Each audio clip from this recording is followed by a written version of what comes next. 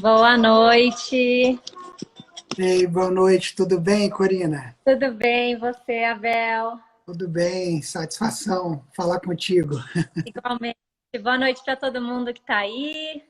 Boa noite para quem está entrando agora. Boa noite a todos. Boa noite. Quero te agradecer, Abel, pelo aceite do convite. Foi Nossa, de última hora. nossa, uma honra, satisfação. Fico honrado, eu que agradeço o convite. Ah, A gente que está falando um pouquinho aqui de dois temas, vamos dizer assim, importantes e até mesmo que gera aí bastante discussão, né? Parte tanto imobiliária e a questão econômica, né? De dinheiro, que é importante. com certeza. Vamos compilar, vamos falar um pouquinho aí de números, né? Eu compilei algumas informações, até te mandei aí, né? Ah, legal. Ó, Eu vi. alguns gráficos e tal. Acho- Vai ser um bate-papo legal. Aqui já tem algumas. Vamos mandando as perguntas, quem quiser que a gente responda, vai mandando aqui para a gente. Eu vou tentando acompanhar. Mas, Abel, se você quiser começar se apresentando, já que a gente está aqui no meu perfil, as pessoas que me seguem já me conhecem, mas para quem não te conhece, acho que é mais fácil você se apresentar. Legal, obrigado. Bem, eu sou Abel Fiorotti, né? Sou consultor financeiro. Moro aqui nos Estados Unidos há 4 anos. Hoje eu moro na região de Boca Raton. Deixa eu desligar aqui para não ficar apitando aqui. Na região de Boca Raton. Nós fizemos uma live antes, lembra, Corina? Acho que faz uns 2 anos, né? Foi, quando eu morava na época na região de Orlando. E a Uhum. gente fez uma análise dos vacation homes aí na região de Orlando. Foi bem legal. Só que foi no Facebook, agora a gente está aqui no Instagram. Pois Que é. bacana. Então, e eu trabalho hoje na Lyre Associates, junto com o Léo Rezende, que é um CPA, né, um Certified Public Accountant. Eu cuido da parte de consultoria e assessoria empresarial no escritório. Enfim, sou um profissional da área financeira, milito nessa área há mais de 17 anos, sou professor universitário no Brasil, de instituições de renome lá. Também tenho formação acadêmica aqui nos Estados Unidos, na área de Finance, Investment and Management. Enfim, acho que é isso. Se alguém quiser saber algum detalhe a mais, pode perguntar, fica à vontade. Tá certo. Obrigada. Você não falou do seu livro, que você é escritor também, né? Verdade, obrigado, hein? Eu acabei de lançar um livro, está aqui, ó, é o Money, Planejamento Financeiro para Imigrantes. Foi um livro que eu escrevi com o intuito de ajudar imigrantes, assim como eu, moro aqui há 4 anos, né? E mesmo com background da área financeira, Corina, tendo sido professor universitário no Brasil, tendo vindo para cá para estudar um Master em Finance, eu senti certa dificuldade em algumas decisões corriqueiras do dia a dia, né, de vida do imigrante. E aí, um pouco da minha expertise, da minha experiência, também uni um pouco da expertise do que eu aprendi estudando aqui, com a própria prática do dia a dia, e também experiência de colegas que passaram por situações muitas vezes parecidas. Eu, depois de 2 anos, finalizei essa pesquisa e transformei num livro, que eu lancei agora no mês de junho, e que, graças a Deus, está tendo uma ótima aceitação. As pessoas têm gostado bastante. O livro está disponível no Amazon, tá? Inclusive o livro impresso, você pode comprar ele em paperback aqui nos Estados Unidos, é entregue via Amazon em 2, 3 dias, se você tiver a conta Prime, né? E se você está no Brasil, você pode adquirir o livro através da amazonbrasileira.com.br, mas ele, por enquanto, só está disponível na versão e-book. Então, você vai baixar no Kindle para ler tanto no aparelho, ou no seu smartphone, no iPad, no iPhone, whatever. Você vai ler, você vai conseguir ler ele, mas ele está disponível também na Amazon brasileira. Então, Ele é um livro em português mesmo. ele é em português, eu fiz em português, a gente deve lançar uma versão em espanhol. Eu ainda estou em dúvida se vale a pena lançar uma versão em inglês, mas estão me convencendo, porque tem muito árabe, né? Tem muito É, imigrante de países do Oriente Médio, e que pode ser interessante uma versão em inglês, porque tem muito material, entendeu, Corina, do que eu escrevi em inglês. tá. Mas em português, eu acho que é o primeiro livro, a primeira iniciativa de um material assim, com a abrangência que eu dei, com o enfoque que eu dei no meu livro, pelo que eu andei pesquisando, é o primeiro livro com enfoque que eu dei, que ele vai desde questões básicas de como você montar o orçamento, né? E lá eu coloco exemplo, um modelinho de tabela de um orçamento de uma família média aqui, né? Categorizando as despesas, como calcular o seu balance sheet, o seu net worth, você fazer um diagnóstico da sua situação financeira. Aí eu discuto lá decisões corriqueiras da vida de um imigrante. Por exemplo, eu compro ou financio o meu carro, faço um leasing, comprar ou alugar uma casa, tá lá. Os indicadores que os mortgage brokers utilizam, né? Front-end. Gente. Isso. Aí, então, ele vai ler o livro, eles vão gostar.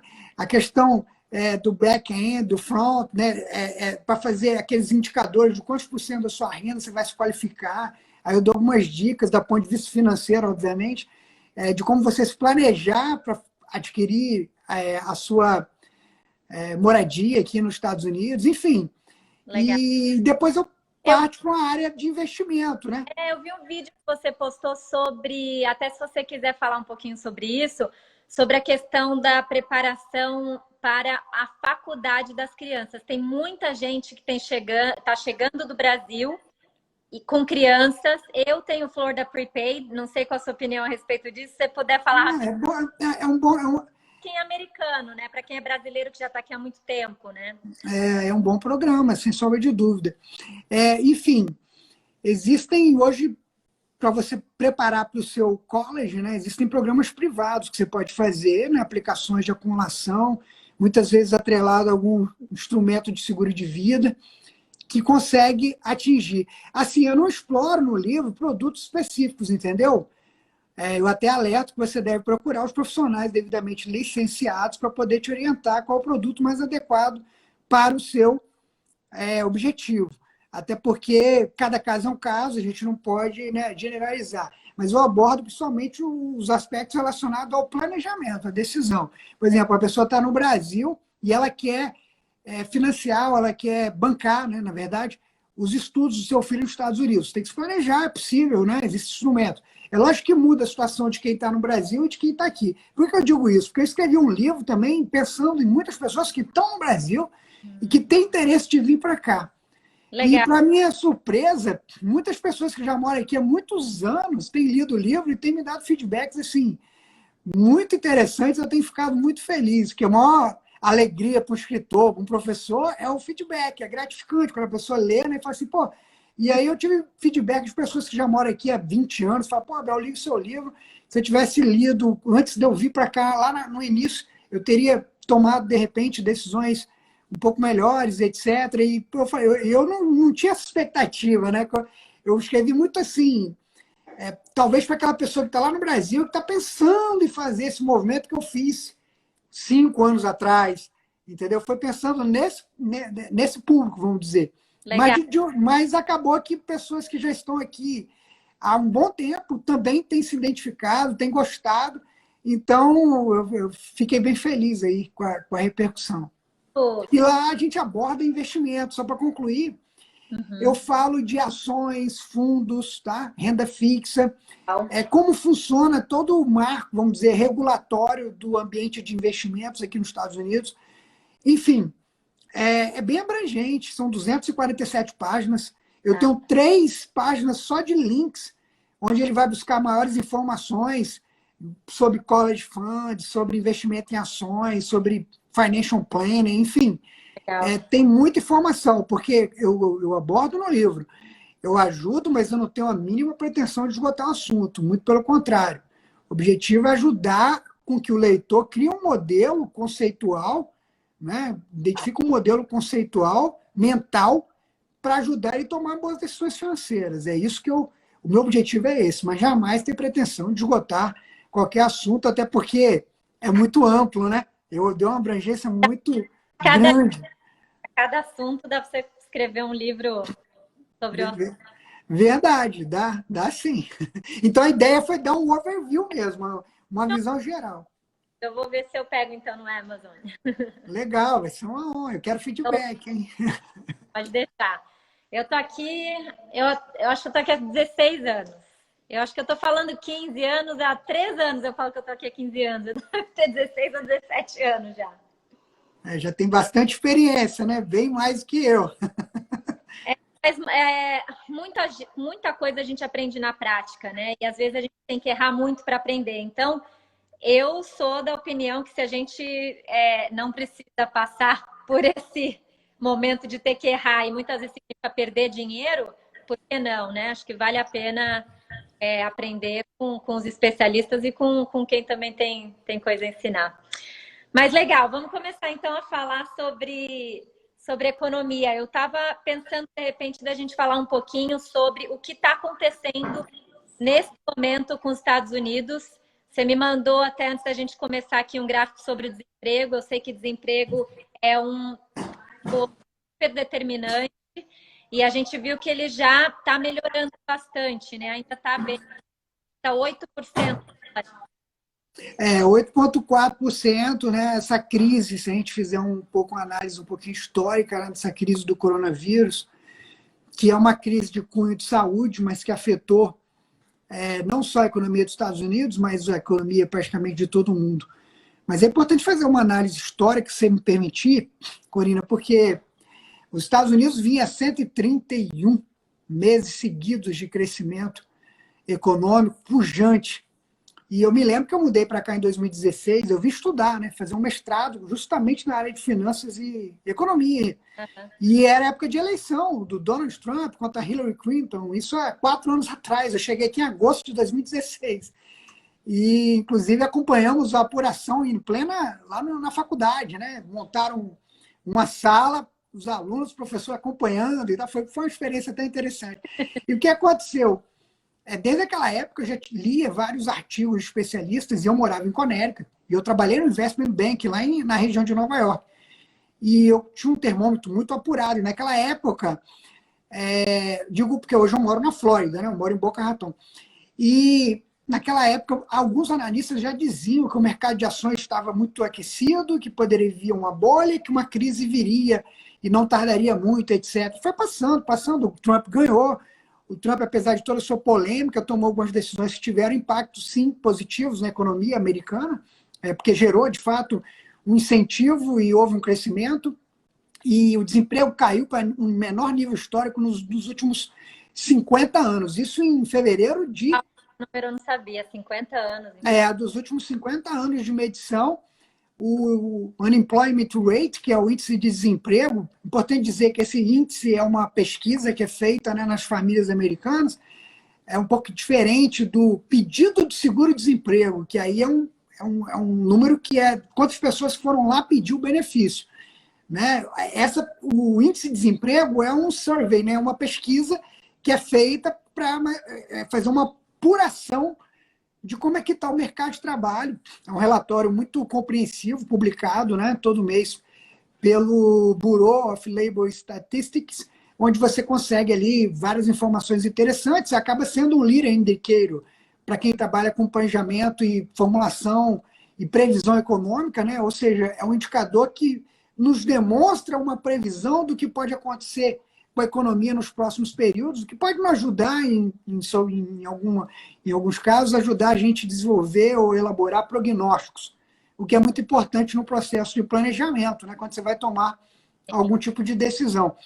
E isso ele vinha em fevereiro com 3,5%, tá? 3,5% dos menores índices dos últimos 50 anos, um índice muito bom, economia super aquecida, aí veio o coronavírus, esse Covid-19, essa pandemia, que começou, de fato, na segunda quinzena de março, de 2020.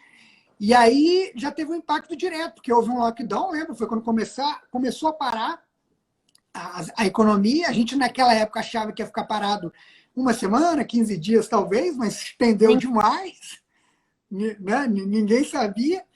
E aí ele saiu de 3,5%, e em março foi para 4,4%. Depois, em abril, foi o pior mês, porque nós ficamos praticamente parados. Eu me lembro que eu moro em Boca Raton e eu ia muito para Miami, até vou bastante, mas diminuiu muito a minha frequência, e eu cheguei a ficar 2 meses sem sair de casa. Eu só ia no supermercado. Isso. Fiquei. sem ir a Miami. 2 meses eu fiquei sem ir a Miami, que é pertinho aqui, né? 1 hora de quem conhece a região do sul da Flórida. Eu ia, basicamente, nós fizemos a quarentena mesmo aqui em casa. Eu só fazia meu exercício no condomínio aqui, eu gosto de fazer minha caminhada, corrida, né, e tal. E ia no supermercado e na farmácia. Mas não, era tudo reunião virtual, a gente trabalhou, óbvio, mas tudo virtualmente, usando Zoom, enfim, WhatsApp, a tecnologia, para estar desempenhando as nossas atividades. E eu cheguei a ficar, eu sei que nem todos, né? Mas eu fiquei aí foram 2 meses completos sem fazer nenhuma atividade externa. Depois de 2 meses a gente começou, voltamos aí à praia. Hoje a gente tem vida normal, eu vou ao escritório todos os dias, minha família vai na academia, já vou a restaurantes com clientes, já tive eventos, já recebemos clientes no escritório, quer dizer, gradativamente, com a devida precaução, é lógico, né? Com a máscara, com o álcool em gel, mas a gente está gradativamente restabelecendo a nossa rotina. Mas voltando ao índice de desemprego, como eu disse, é uma pesquisa que é feita, ele foi no pico de 14,7, o que é altíssimo padrão americano, tá, Corina? Qual será que a gente... Muito. Se você vê a crise de 2008, né? Ela não teve um índice de desemprego desse patamar. O que a gente tem nos Estados Unidos é a Grande Depressão, que foi a maior crise que se tem notícia, que foi 1929 a 1933, que não foi só a recessão, como foi uma depressão. Essa crise, que foi uma das maiores da história, ela teve um índice de desemprego que beirou a 25%, na verdade, 24,9%. Mas isso lá no início do século passado. Sempre usam, né, essa comparação, porque realmente foi a maior e pior, né? Toda hora eles fazem comparação com 1929, né? É a maior crise que se tem história. Até hoje ainda nós temos vários trabalhos acadêmicos, né, dissertações, teses de doutorados, que estudam essa crise. Eu costumo dizer que hoje nós estamos sendo, né, vamos dizer, nós estamos vivendo essa crise também, que é uma crise do ponto de vista histórico muito importante, que daqui 100 anos vão ter ainda teóricos acadêmicos, vão ter artigos, pesquisas de pessoas falando da crise do coronavírus de 2020, etc. Você vai ver. Talvez nossos netos aí vão estar discutindo. Que bom que hoje tem muito material, né? Então tem muito material para as novas gerações pesquisarem esse fenômeno, esse exemplo aí do que ocorreu. Mas, assim, tem muita característica diferente, né, Quadro? Eu acho que, longe de ser uma grande depressão, até os números têm demonstrado disso, a gente vai chegar lá, mas, assim, teve o pico em abril, você vê que em maio ele já caiu para 3,3, em junho para 11,1, em julho 10,2, em agosto 8,7, Corina. O que é muito animador. Então, o que a gente teve caiu para 3,6 milhões de desempregados ainda, em números absolutos, vamos dizer assim, nos Estados Unidos, o que é um número ainda 7,8 milhões acima do número de fevereiro, que seria o número a ser atingido, né? Então, nós estamos ainda 4,9% de desemprego acima do que estávamos antes da crise, vamos chamar assim, mas o que a gente tem visto é uma curva descendente, tanto no índice quanto no pedido de seguro-desemprego. Se você somar todo o número de pedidos de seguro-desemprego nos Estados Unidos, ele já passa de 56 milhões, que é um número muito assustador. Mas se você pegar o número fixo, constante, ele está em torno de 3,2. Na última apuração da semana passada, que ele é apurado semanalmente, né, o índice de desemprego é um índice publicado mensalmente.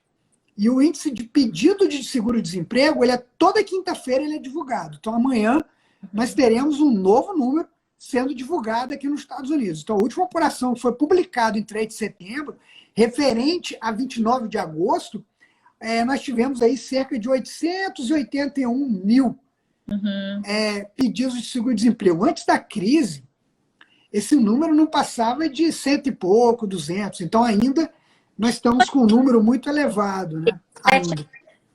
O número do pedido de ajuda a desemprego, você acha que ele reflete a realidade? A gente escuta tantas pessoas falando que às vezes eles estão ganhando tão bem, estão ganhando melhor do que trabalhando, e tem muita gente que está preferindo ficar aplicando do que voltar para o trabalho, quando a pessoa já tem, de repente, um emprego de volta, se ela quiser. Você acha que faz sentido? Faz muito. Aliás, tem casos clássicos já aí de americanos que estão ganhando até mais com benefício do que se ele estivesse trabalhando. Então, isso acaba sendo um incentivo, né? A economia é um incentivo, nem é tão justo. O governo fez isso para não criar uma crise sistêmica. Houve uma expansão monetária muito grande nos Estados Unidos, nem é errado, porque o legal daqueles Estados Unidos é que cada crise gera um aprendizado. Então, na crise de 2008, de certa forma, o governo falhou a não apagar o incêndio do Lehman Brothers, deixar o Lehman Brothers ir à bancarrota, criar toda aquela crise sistêmica que acabou gerando. Então, eles aprenderam, eles não deixaram acontecer. O governo americano agiu de forma precisa. O governo deu incentivos aí de quase 4 trilhões direto, né? Incentivo direto para a empresa, para as pessoas. Se você somar os incentivos monetários do Banco Central, do Federal Reserve, nós já estamos falando aí em 10 trilhões de dólares de incentivo. Sem contar o incentivo para outros países, né? Que estimulou a base monetária, gerando, inclusive, valores e dólares para os bancos centrais de outros países, para evitar uma crise talvez ainda maior. Então, tudo que foi feito foi positivo. Isso também ajudou, de certa forma, a crise não ser tão severa e talvez a gente conseguir ter esses números aí que estão caindo. Então, o que você falou é verdade. Muitos americanos... eu costumo dizer até que essa crise ela mascarou muita coisa, tá, Corina? Tinha empresa que nem estava indo tão bem antes da crise, aproveitou a crise para, tipo assim, criou uma excuse, né? Ó, agora a crise, tipo assim, mas ele já vinha com problema antes. E a crise foi meio que uma válvula de escape. Então, isso acaba acontecendo, sim. Mas não podemos menosprezar. Nós tivemos uma queda de produto, né, que é o GDP, que é o PIB, de 31,7%. É muito alto, tá, Corina? É muito alto. Não é brincadeira. Quer dizer, a crise existe. Medido mensalmente também, o GDP? O GDP, perdão, não, é quarter. Ele é medido de 4 vezes, né? No ano, é apurado o crescimento. Tem até apuração, mas eu confio mais no dado trimestral, porque senão você acaba não tem os efeitos, né, de sazonais, e você teve -5, eu tenho esse número também apurado. Nós tivemos no GDP, nós tivemos o primeiro quarter -5, e no segundo 31,7. A gente espera, e você sabe que... Como é que você classifica uma recessão? Quando você tem 2 quarters seguidos. Então, nós estamos, tecnicamente, já comprovado uma recessão nos Estados Unidos, porque nós temos 2 quarters. E como é que é uma depressão? Quando eu tenho 4 quarters, ou seja, 24 meses seguidos, o que pelo que tudo consta, nós não vamos ter.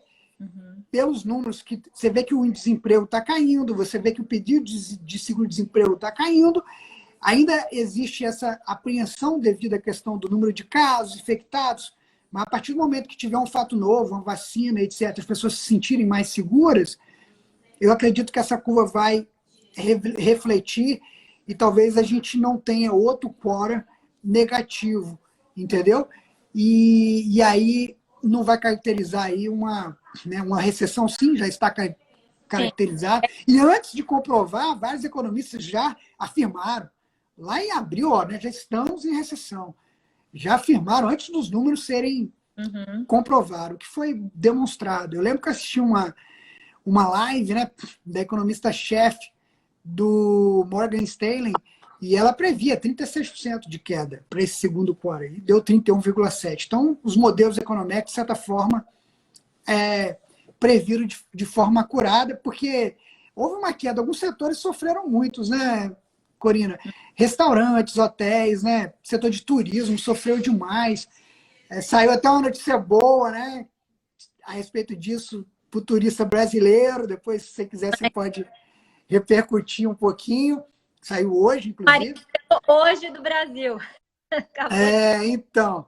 E, enfim, mas são dados, né? A economia é confiança. Eu costumo sempre dizer, economia é confiança. Quando as pessoas confiam, né, que as coisas vão melhorar, consequentemente, a gente consegue obter números melhores, né, na economia. E isso acaba refletindo. Eu tenho também, por outro lado, na crise gerou tanta oportunidade, né? Quanta empresa que cresceu na crise. Eu tenho dois exemplos que eu gosto de citar. Quando você acompanha o stock market aqui nos Estados Unidos, eu costumo de usar o exemplo das ações da Amazon e da American Airlines. São duas empresas ícones do capitalismo americano. E a Amazon, se você pegar o year to date, né, que é a valorização das ações do começo do ano, ou seja, antes da pandemia, até hoje, a mesma métrica você fazer para a American Airlines, você vai ver que a Amazon subiu mais de 50% e a American Airlines caiu mais de 50%. Então, de certa forma, essas duas ações, elas representam o que essa crise está demonstrando em termos de crescimento, oportunidades, sim, e etc. E teve setores também que se reinventaram, mudaram o seu modelo de negócio, estão até sendo mais lucrativo agora na crise, entendeu? Enfim. Quem consegue se adaptar e agir com rapidez, né? Óbvio que certos setores da economia, como aéreo, não tem muito o que fazer, né? Mas aqui, por exemplo, na Flórida, tem o Publix, que é o maior supermercado aqui da nossa região. Ele é um dos maiores empregadores aqui. E eles cresceram muito, o Publix, por exemplo, né? Eu também aqui, então, tem uma história muito grande da FedEx. FedEx cresceu bastante também. E, enfim. Realmente...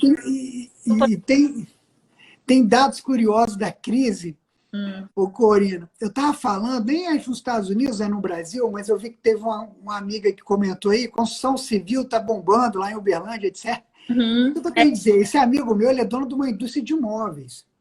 E no começo da pandemia, ele sofreu demais, porque ele teve que parar a fábrica dele. Aí as coisas começaram a voltar. Sabe o que ele falou para mim? Está batendo recorde de venda, não dá conta de vender e de entregar. Falou comigo. A sogra veio com meu marido, veio do Brasil, e ela vai ficar um tempo aqui. E eu fui comprar uma cama. Eu não achava cama. Olha que curioso. Colchão, não tinha colchão. Tem certos itens que você não encontra. Bicicleta, laptop, agora móveis, você não encontra à venda mesmo. E eu não sei se é uma mistura de o shipment, que não está chegando também, muita coisa importada, mas realmente tem muita coisa que está sendo vendida. E aí eu vou começar aqui a falar do mercado imobiliário, né? Que eu acho que tem a ver com a questão dos móveis, que é o fato do pessoal estar em casa e tá ou querendo sair de casa ou ir para uma casa maior, uma casa menor, decorar a casa, reformar a casa, fazer uma piscina, fazer um quintal. Tá uma loucura o mercado imobiliário. E aí você estava falando de recessão, né? A gente oficialmente estamos numa recessão. Quando você avalia números macros, sim. Agora, muitas pessoas, inclusive, me perguntam, já que, né, a crise econômica, o desemprego tão grande, o mercado imobiliário, então, deve ter muitas boas oportunidades, muitos good deals acontecendo. E o que aconteceu foi ao contrário, né? O mercado imobiliário ele está muito aquecido. A gente está vendo valorização dos imóveis, a gente está vendo um aumento da demanda com uma queda da oferta muito grande, e isso está fazendo com que o mercado esteja aquecido. E uma conclusão principal a primeira é que uma recessão não significa um crash do mercado imobiliário, né? Porque muita gente compara, acho que com 2008, com a recente, já que foi talvez a mais recente para muita gente, né? Dependendo da idade da pessoa, é a única crise que ela realmente viveu. E aí, como é que você pode falar um pouquinho sobre isso, sobre a relação da recessão com o mercado imobiliário? Sim, é importante. Eu acho que grande parte das pessoas associarem isso. Primeiro que o setor imobiliário, quando você pega toda a cadeia, né, não só a construção, os serviços agregados e tudo, quando teve aquela crise de 2008, que primeiro nós temos que separar, né? A crise de 2008 foi originada através da cadeia de financiamentos do setor imobiliário. Brincavam dos empréstimos ninja, né? No income, no job, no asset. Quer dizer, qualquer um ia lá, assinava uma ficha e comprava uma casa. Hoje mudou muito, né? Hoje não é assim. Posso só fazer eu gosto de falar dos números só para as pessoas compararem, tá? Hoje, você consegue um financiamento com juros de 3%, se não 2,75% fixo anual para 30 anos. Naquela época, para quem não sabe, a maioria das pessoas não comprava dando entrada, elas davam 20% de entrada, mas como é que elas faziam? 80% era nos juros de 8% fixo ao ano. E os outros 20% que ela não tinha para dar de entrada, ela pegava segundo empréstimo nos juros de 12%. Então, assim, não dá nem para comparar. Enfim, só um detalhe dos números. Eu sei que... Sim, importantíssimo. E mudou, né? O que eu acho bacana aqui nos Estados Unidos é isso. Eu costumo sempre dizer, não é um país perfeito, tem muito problema com qualquer lugar, mas aprende, né? As crises são aprendizado. Não sofre de memória curta. Não. Aprende e regula e busca acertar onde, vamos dizer assim, identificaram falhas no sistema e ali vão buscar corrigir para não repetir. Exatamente. Pode até ter outras crises, etc. Agora, essa crise é diferente, é uma crise que foi originada num problema de saúde que culminou na economia. Mas é importante citar que o setor imobiliário americano tem uma relevância significativa no produto, né? Eu estava pegando dados agrupados, tá? Ele chega, não há um consenso entre os especialistas, entendeu? Tá. Mas ele chega fácil a 18% a 21%, tá nessa faixa aí. Então, se a gente falar em 20%, nós estamos falando em praticamente aí um quinto, né, da economia americana originária do setor da cadeia produtiva do mercado imobiliário. Toda a cadeia, tá? Investimentos residenciais, consumo das famílias de serviços de casa. Estou falando de toda a cadeia que envolve as casas, tá? Não é só o real estate e a construção, não, que esse número não. Aí é em torno de 5%. O setor de construção contribui com o produto nos Estados Unidos em torno de 5%. Mas quando você pega toda a cadeia, com uma diferença metodológica, eu gosto de dar o range. Porque eu li vários artigos e aí você vai ler, depende da fonte, mas você vai ver que vai de 18 a 21. Tem uns que forçam um pouco a barra 25, mas pela metodologia que eu avaliei, ele agrupou dados que, no meu ponto de vista, não vai chegar, porque há uma bifurcação com outra cadeia, e aí não faz muito sentido. Mas, enfim, de 18% a 21%, que é extremamente significativo. Como é essa memória dessa crise que a gente teve em 2008, onde houve um problema sério, mas por que houve um problema sério naquela época no mercado imobiliário? Porque a crise foi originada e muitas pessoas perderam suas casas porque não tiveram condição de pagamento. E o governo americano não atuou como hoje. Está atuando. Demorou, lembra? Sim. O governo Obama foi fazer um check estímulo depois de um ano e pouco depois. O Trump, a crise começou, em abril as pessoas estavam recebendo. Sim. Entendeu? Tipo assim, foi automático, eles aprenderam. Não teve dificuldade para passar a bill no Congresso, a lei foi aprovada a toque de caixa, os deputados, senadores foram convocados, foram para Washington votaram e conseguiram aprovar. Quer dizer, o governo aprendeu e não deixou. Na época da crise de 2008, o pacote foi aprovado em valores bem menores, obviamente, era outra época também, nós estamos falando de 10 anos atrás, mas demorou demais para o governo. O governo, inclusive, reconhece que foi muito lento para dar o remédio, para tentar abafar. Então, com isso, eles aprenderam. Veio a crise do coronavírus, vira magnitude, a equipe econômica, né, do presidente, enfim, logo viu o Congresso, não, vamos abafar o mais rápido possível, tomar medidas para evitar uma crise sistêmica, que vai ser desastrosa. Então, agiram de forma correta e, consequentemente, os efeitos não foram tão quanto aquele. Sem contar a questão do crédito, né? O juro caiu demais, né? Hoje os juros no mundo. Na Europa você tem juro negativo, né? Os gilts ingleses. Tá? É um título inglês, do governo inglês, que é a monarquia, que é um país tradicionalíssimo, a Inglaterra, né? Vê que a Libra vale mais que o dólar, é uma moeda super estável. O gilt inglês está com juro negativo, quer dizer, a Alemanha com juro negativo, vários países, Estados Unidos com juro próximo de zero, o governo americano pagando. A Selic no Brasil, gente, está com 2,5%, quase o menor nível histórico. Então, o juro está muito baixo. E isso impacta. O que gera desenvolvimento econômico? inovação e crédito.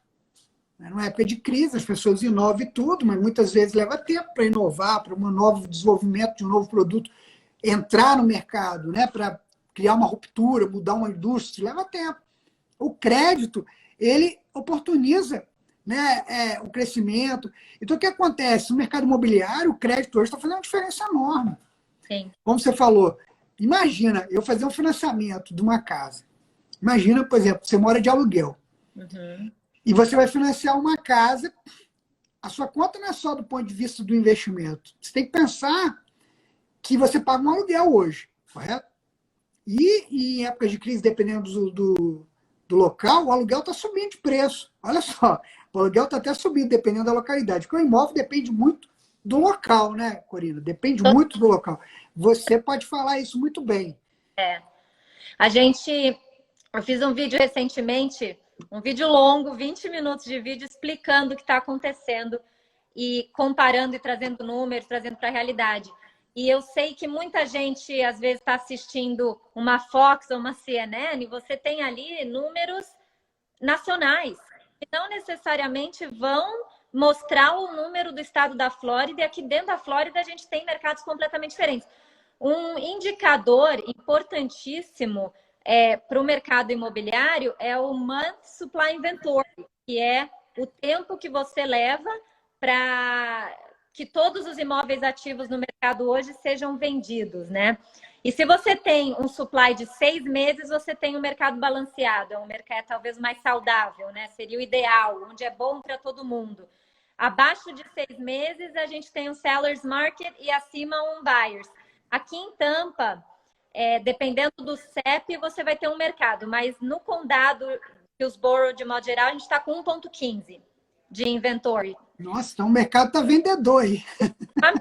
Agora, o mercado de apartamento de luxo em downtown Miami, chuta qual que é o prazo, qual que é uma supply de apartamento. Nossa, mas Miami, antes da crise, já estava... 30 meses. Tá louco. Então, assim, é muito difícil você usar o macro, né, para poder entender o mercado. O mercado imobiliário é extremamente fragmentado. Então, aqui em Tampa, especialmente, a gente está muito aquecido porque é um lugar que atrai muita gente por ser uma metrópole, a segunda maior metrópole aqui da Flórida, mais acessível do que Miami, com muitas multinacionais. Tem muito emprego aqui sendo gerado, muito. Tampa é muito bacana. O sonho da minha esposa é morar em Tampa, né? Quem sabe? Da Roberta, ela te falou, lembra? Eu lembro. Eu acho Tampa bacana, mas eu gosto muito de Boca. O fato que eu vi aqui interessante no condomínio que eu moro, eu conversei com a síndica, né, americana, ela ficou assim, que a filha dela morava aqui, se mudou e alugou a casa. E ela falou assim, incrível, eu não estou entendendo, uma crise danada, não tem emprego, os aluguéis estão subindo. Os preços dos aluguéis estão subindo, olha só que curioso. Consequentemente, né, os preços das casas, dependendo, em algumas regiões também, igual você falou, pode estar subindo. Então, são coisas que muitas vezes fogem um pouco à lógica, né? A pessoa vê o noticiário lá da Fox News, da CNN, e fala assim, meu Deus, estou em crise, muito desemprego, mas, pelo que você está dizendo, o mercado está até aquecido aí em Tampa, né? Olha, desde quando eu comecei a trabalhar nesse mercado, faz 6 anos, e desde desde 2011, quando a gente começou a se recuperar, agora a gente está no topo, a gente nunca esteve tão aquecido, né? Mas por isso, eu tenho uma pergunta pessoal mesmo, minha, que eu quis perguntar para alguém que não tivesse que não fosse bias, né? Tivesse, como se diz, que fosse falar logo a realidade, né? Eu vejo muitos YouTubers, especialmente de finanças, que falam muito sobre, né, especialmente mercado de ações, e quase todos são, assim, extremamente contra você comprar sua casa própria. Pai rico, pai pobre. É um exemplo clássico também de você ter a casa própria. Fica como que numa situação em que você pode comprar uma casa com 3% de entrada, quase zero. Você não vai se descapitalizar. Se você juntar um pouco de dinheiro, 3% já é o suficiente para você conseguir o financiamento. Se você tem os juros que nem agora, de 3% fixo, 30 anos, numa situação em que provavelmente a gente vai ver uma inflação e sua parcela vai estar fixa, né? Diferente do aluguel, que vai... Você trava. Então, eu vou te responder. Por quê? Por que tem tanta gente que fala que é um péssimo investimento? Para mim, a conta não fecha. Para mim, é muito melhor comprar. Não porque eu trabalho... Não porque eu sou corretora, tá? Não é nessa que eu quero vender imóveis, mas eu queria entender qual é o ponto de vista dos economistas nesse... Entendi. E você sabe que eu falo a verdade, né? Eu não sei, você me conhece já, você sabe como que... E no meu livro eu abordei isso, inclusive, fazendo essas considerações. Eu acho assim, se você tem um prazo de ficar numa localidade por mais de 3 anos, porque não é só a questão financeira que envolve aí, tá, Corina? Você, como corretora, você sabe disso. Aí, quando você vai fazer uma análise, vou comprar minha casa, tem vários elementos que você tem que levar em conta. Porque senão vira um investimento. Investimento é outro prisma. Você está falando da casa própria, moradia. Não estou falando de uma casa como investimento. É diferente. Falando como a casa do... Sim, casa que você vai morar. É diferente. Porque se eu for analisar na ótica do investidor, vou analisar o real estate investment. É diferente. Eu estou analisando... Números, estou falando da casa... Isso. Estou analisando a ótica. Eu, por exemplo, vou comprar minha casa para minha família, ter uma ótica. Se você tem planos de mudança de vida em menos de 3 anos, penso que, cara, não compre. Não compre. Mas se você tem um plano, está estável, né? Tem uma renda, tem vamos dizer, uma certa estabilidade, porque sempre vai, ninguém... Essa questão de estabilidade é relativa, né? A vida... Mas você tem uma certa estabilidade, está bem empregado, tem um bom business, né? Tem uma boa... um income, vamos dizer, razoável. Um padrão de vida que você consegue bancar. Você deve considerar, sim, comprar casa própria, ainda mais no momento que a gente está vivendo hoje. Por quê? É uma conta matemática, do mesmo que você falou. Eu não daria 3%, eu colocaria mais dinheiro. Eu explico por quê. Essa é uma conta que eu faria para mim. Tá. Você sabe que se você aumentar o seu down payment, e eu abordo, inclusive, porque você se planejando, fazendo o seu dever de casa, eu sempre falo, dou uma dica, crise, reserva. Você não tem, começa a formar. Você precisa ter reserva. Quem passa melhor pelas crises é quem tem reserva. Quem tem mais capitalizado vai aproveitar as melhores oportunidades. Não tem reserva, Abel, eu estou lutando para sobreviver. Sobreviva, vença a crise, mas forma a sua reserva. Entendeu? Não deixa de formar. Nunca. Serve para a empresa, serve para você, pessoa física. Porque se você der um down payment maior, uma entrada, né, falando em português claro, você vai conseguir eliminar alguns custos do seu mortgage. O PMI, por exemplo, se você der acima de 20%. Se eu fosse montar um modelo que eu fosse comprar minha casa, muitas vezes as pessoas, né, vai demorar mais tempo, demora a poupar, etc. Mas se você tiver condições, eu daria um down payment maior, equilibraria uma prestação um pouco menor, mesmo a despeito de um juro alto. Mas hoje está favorecido, mesmo se você for dar 5%, 3%, enfim. Alguma coisa é importante, você tem que ter. Mesmo que seja um mínimo, você tem que ter. Porque você sabe muito bem que quando você faz o financiamento imobiliário, você incorre uma série de custos. Os closing costs pode chegar a 3%. Então, se você der 3%, você está praticamente cobrindo closing costs. Você não está pagando nada da casa, vamos dizer assim, diretamente. Então, o que você tem que avaliar é o seguinte. A questão dos juros, né, fazendo uma conta muito clara.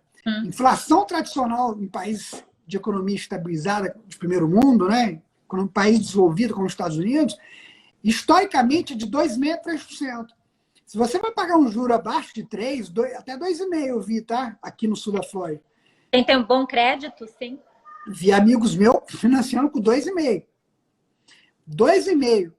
Você vai fazer uma trava para 30 anos, imagina. Uma inflação de 2,5%, 3% ao ano, daqui 15 anos, essa prestação, do ponto de vista do seu orçamento, ela vai ser um valor muito acessível. Entendeu? Muito acessível. Então, vale a pena, sem contar uma outra conta que você tem que fazer. Alguns casos, o valor do aluguel é mais alto do que a prestação. tampas. do mortgage. Então aí, vamos ser francos, não tem o que... Porque, tipo assim, cara, se você está morando, seu custo de moradia está lá no seu orçamento, é um aluguel, sei lá, de $3.000. Se você for fazer um mortgage, você vai dar, sei lá, 3%, 5%. Tudo bem, tem o valor desses 5% aí que você vai ter que dar. Esse dinheiro tem um custo de oportunidade. Mas pode jogar a conta. O que você vai aplicar hoje sem risco nos Estados Unidos, Corina? Qual que é o juro que você vai conseguir? Ah, vou comprar um bond de uma grande empresa. Tem um certo risco, tudo bem, confia na empresa. Mesmo assim, você vai conseguir um yield aí de, sei lá, 3%, 3,5%, quiçá. Mais que isso, você vai incorrer em risco. Aí muda o patamar quando você compara classes de ativos, entendeu? Mas investimento sem risco nos Estados Unidos está baixo também, está muito baixo. E essa história de, vou botar o dinheiro nesse negócio de aluguel garantido, você sabe que eu não acredito nisso, pelo amor de Deus. Eu não acredito nisso. Isso para mim é conversa de... Desculpa, mas você me conhece. Como? Enfim. Mas vacation home, né? Investimento em... Que também é diferente, né? Quando a gente fala... especialmente Orlando e Miami, que são... Que tem muito tipo de imóvel construído com o propósito de servir o turista, é diferente de Jacksonville e Tampa, que são metrópoles que recebem americanos se mudando para cá diariamente e procurando uma moradia, né? Sim, claro, claro. E outra coisa, hoje está muito... Não é à toa que o mercado imobiliário, principalmente as pessoas que estão comprando, eu não sei se você tem essa estatística que você deve ter. Primeiro, moradia, como é que fala aqui? First buyer. First time home buyer. First time, isso. Esse número eu penso que está aumentando, porque hoje um casal aí que tem uma renda aí, sei lá, acumulada dos dois em torno, cada um trabalhando aí, fazendo, sei lá, $4.000, que não é um valor, não, é acessível. O trabalhador aí vai conseguir fazer isso, trabalhar. Um casal aí de $8.000 consegue qualificar para um crédito bom, se for uma pessoa que tem, né, um histórico de crédito razoável, consegue aí, sei lá, seus $450, $500.000, que dá para comprar uma moradia, dependendo da região, razoável. Então, isso incrementou em alguns condados, em algumas áreas, a venda de imóveis, e principalmente esse público, que, por incrível que pareça, quando a economia estava aquecida, o juro estava mais alto. Então, tem essa conta também. Então, não ficava tão, talvez, acessível. Porque, pense, a pessoa vai pagar essa prestação durante 30 anos. Daqui 15, 10 anos, o valor monetário ele vai ser muito menor, porque o dinheiro tem valor no tempo. E a inflação ela não vai deixar de existir. O que é a inflação? Tecnicamente falando, é o aumento generalizado de preço na economia. Quer dizer, um dólar hoje, ele vai valer... um dólar hoje vale muito mais do que o dólar no futuro. Tanto que quando a gente faz investimento, a gente desconta o dólar futuro a valor presente, para avaliar na mesma base se vale a pena ou não fazer aquele investimento. Então, o que acontece? Pô, se eu conseguir travar, vale a pena. Eu acho que hoje está bem propício. Eu acho que o primeiro comprador, entendeu? Eu não sou contra, não. Eu nunca tive essa opinião de que não compre sua casa. Eu nunca fui dessa linha, entendeu? Eu escuto demais. Entra para o mercado de bolsa, né, as ações e tal. Muitos deles são a favor de fundos imobiliários. O que você acha disso? Então, o fundo imobiliário é um instrumento bacana no Brasil, também explodiu, as pessoas ficaram fascinadas, né? Como você investir no imóvel, porém, sem o risco de ter condomínio, o trabalho, sem o risco não, sem o trabalho, perdão, o risco que vai existir. Você vai ter lá um fundo que vai administrar, mas que, por exemplo, se você entrou no fundo imobiliário de imóveis comerciais, meu caro, você tem que pensar, tem risco também, porque há uma expectativa de vacância enorme nos escritórios comerciais. Assim, não sei se você está acompanhando. O tal do home office pegou para valer. Pegou muito. Muitos dizendo que está mudando bastante Muito está acontecendo assim do mindset das pessoas, né? No início da pandemia, estava, né, todo mundo querendo, não só querendo ficar em casa, mas tendo que ficar, sendo obrigado a ficar em casa, né? E agora está acontecendo um burnout. Então, muita gente querendo ir para o escritório sem poder ir para o escritório. querendo sair de casa para poder... É. E esses escritórios, eles realmente vão receber, vão ser muito mais flexíveis, eles vão receber agora pessoas que vão estar trabalhando de casa e trabalhando alguns dias no escritório, mas provavelmente os cubículos vão aumentar, vai haver forma à distância. Então, eu acho que ainda vai acontecer muita coisa que vai mudar o cenário do comercial. Mas shoppings, por exemplo, não sei o que vai acontecer com shopping. Shopping vai realmente mudar de alguma maneira, né? Eu assustei. Eu fui no Town Center aqui em Boca Raton, esses dias.